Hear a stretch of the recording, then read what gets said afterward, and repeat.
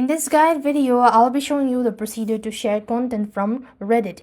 You can share content from Reddit by copying its URL using the share button, which is available on both the app as well as the desktop version, and then pasting it anywhere you like. Alternatively, you could also use the Crosspost option to share a post directly to another subreddit or use the share button.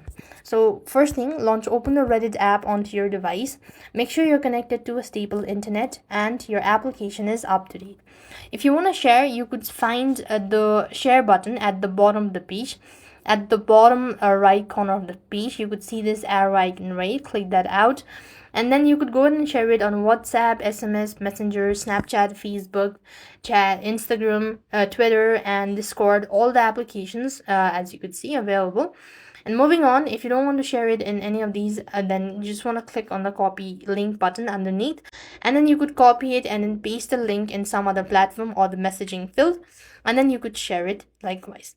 And if you want to share this to your own post, then you tap on the post button and then click on community and then click on the next button, and this way you'll be able to share content from Reddit. So that's all for this video. I hope the video was helpful. Make sure to like, share, and subscribe. Thank you for watching.